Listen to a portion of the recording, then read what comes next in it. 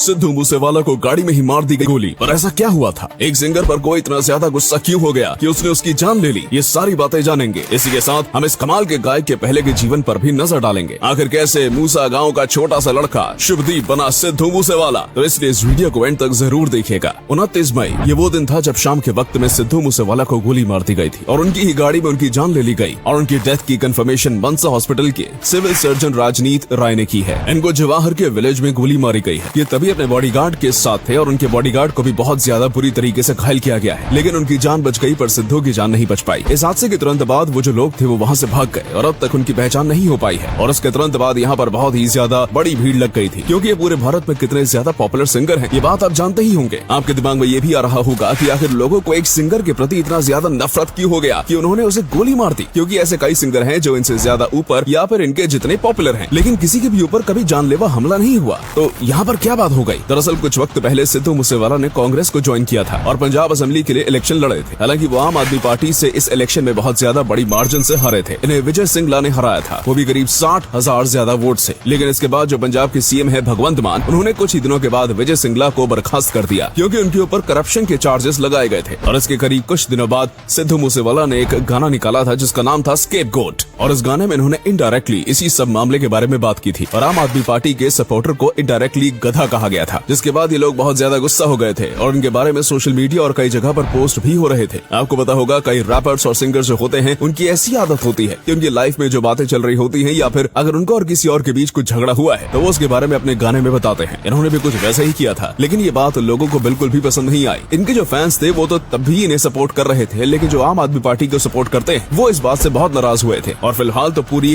कार्यवाही खत्म नहीं हुई है, लेकिन लोगों का इसी तरफ इशारा करना है कि कहीं न कहीं यही वजह होगी लोगों के अंदर उनके खिलाफ पैदा करने की। और इन्होंने अपने गाने के जरिए जो छोटी सी चिंगारी लगाई थी वो बहुत बड़ी आग बन गई और इनकी ही जान की कीमत ले बैठी। और अब आप देख रहे होंगे कि सोशल मीडिया से लेकर हर जगह पर इनकी बातें चल रही हैं, क्योंकि ये कई लोगों के दिल की धड़कन थे। लोगों को इनके पंजाबी सॉन्ग्स बहुत ज्यादा पसंद आते थे और एक प्रकार से कहा जाए तो इन्होंने ही पंजाबी सॉन्ग्स में रेवोल्यूशन लाया था। तो इस बात में भी कोई गलत बात नहीं होगी कि पंजाबी ओल्ड फोक म्यूजिक और आज के मॉडर्न रैप को एक साथ मिलाकर बेहद ही कमाल का गाना बनाते थे। और इसी के बाद से बाहर के लोग भी पंजाबी सॉन्ग्स को बहुत ज्यादा सुनने लगे, इसलिए इन्हें पंजाबी सॉन्ग्स इंडस्ट्री या फिर कहूँ इंडियन म्यूजिक इंडस्ट्री में बहुत ही बड़ा लेजेंड माना जाता था। लेकिन हमेशा से ऐसा नहीं था। इन्हें यहाँ तक पहुँचने के लिए बहुत ही ज्यादा स्ट्रगल करना पड़ा। इनका जन्म मानसा जिले के मूसा गांव में हुआ था और यही कारण है कि इन्होंने अपने नाम में सिद्धू मूसेवाला रखा, वरना इनका असली नाम शुभदीप सिंह सिद्धू है। इन्हें बचपन से ही म्यूजिक का बहुत ज्यादा शौक हुआ करता था, तभी ये पुराने पंजाबी फोक म्यूजिक सुना करते थे। और इसके बाद इन्होंने मानसा जिले से ही अपनी एजुकेशन को पूरा किया। लेकिन इसके बाद जब इन्हें डिग्री चाहिए थी तो इन्होंने इंजीनियरिंग करने का सोचा और इलेक्ट्रिकल इंजीनियरिंग में डिग्री भी ली। ये अपने कॉलेज दिनों में बब्बू बान के गाने काफी ज्यादा सुना करते थे, इसकी वजह से इन्हें भी सिंगिंग करनी थी। लेकिन ये तभी सॉन्ग्स को लिखते नहीं थे, इसलिए इन्होंने सॉन्ग राइटर से बात की। लेकिन तभी के जो बड़े बड़े सॉन्ग राइटर्स थे उनकी प्राइस इतनी ज्यादा थी कि सिद्धू मूसेवाला अफोर्ड नहीं कर सकते थे। इसके बाद इन्हें एक बहुत ही ज्यादा अच्छा सॉन्ग राइटर मिला था जो कि इनके साथ कम पैसों में भी काम करने के लिए तैयार था। लेकिन उसने इन्हें यहाँ से वहाँ भगाया, कभी यहाँ पर बुलाता तो कभी वहाँ पर, यहाँ तक कि उसने कई बार इन्हें अपने घर पर भी बुलाया है और उसके बाद वहाँ से इन्हें वापस भेज दिया। और इस बात से तंग होकर इन्होंने तय किया कि ये अपने खुद के सॉन्ग्स लिखेंगे और ये भी तय किया कि ये कभी भी किसी और के द्वारा लिखे गए सॉन्ग्स को नहीं गाने वाले हैं। इसके बाद इन्होंने सॉन्ग लिखना शुरू किया और देखा कि ये असलियत में सॉन्ग्स लिखने में बहुत माहिर हैं और इन्होंने अपने अंदर के असली हुनर को पहचाना। इसके बाद निंजा नाम के एक सिंगर हैं जिन्होंने इनके गाने को लाइसेंस किया और वहीं से ही इन्हें पहली बार बड़ा एक्सपोजर मिला था। इसी के साथ पंजाबी चैनल पर एक शो आया करता था जिसमें वो अपकमिंग या फिर छोटे सिंगर्स को गाने का मौका देते हैं। इन्हें भी इसी शो में देखा गया था और उसके बाद दीप चंदू नाम के बहुत ही बड़े पंजाबी सिंगर ने भी इनके द्वारा लिखे गए एक गाने को गाया था। लेकिन फिर ये अपनी आगे की पढ़ाई करने के लिए कनाडा चले गए थे और पहले तो इनका वहीं पर सेटल होने का प्लान था और वहाँ पर जाने के बाद ये और भी कई आर्टिस्ट से मिले और इनका कॉन्फिडेंस और भी ज्यादा बढ़ा और फिर इन्होंने खुद गाने गाना शुरू कर दिया। और स्टार्टिंग में इन्होंने जो गाने गाए वो काफी अच्छे गाए, लेकिन इन्हें वो सक्सेस नहीं मिली थी जिसके ये हकदार थे। लेकिन वो दिन भी बहुत ज्यादा जल्दी आ गया। इन्होंने सो हाई नाम का एक गाना गाया था जिसने इनके सारे रिकॉर्ड्स तोड़ दिए। इसी के बाद इनके जो नए गाने आने लगे सब के सब वायरल होने लगे और ये एक इंटरनेट सेंसेशन बन गए। इन्होंने पंजाबी म्यूजिक इंडस्ट्री को ना बस पंजाब बल्कि पूरी इंडिया में फेमस किया और कई जगह पर तो इंडिया के बाहर भी ये फेमस थे। और इसके बाद इन्होंने कभी भी पीछे मुड़कर नहीं देखा। हालांकि हाल ही में जो हादसा हुआ है वो बहुत ज्यादा दुखद है। भले ये बहुत ज्यादा फेमस थे लेकिन अभी ये और आगे बढ़ते जा रहे थे और ये चमकते सितारे थे जिनके हर एक नए गाने उनके ऊंचाइयों की ओर बढ़ा रहे थे। लेकिन उनकी ये गलती कहें या फिर उनकी किस्मत कहें कि इनकी छोटी उम्र में इन्होंने हमें अलविदा कह दिया। और अभी हम बस एक ही उम्मीद कर सकते हैं कि ये जहाँ पर भी हो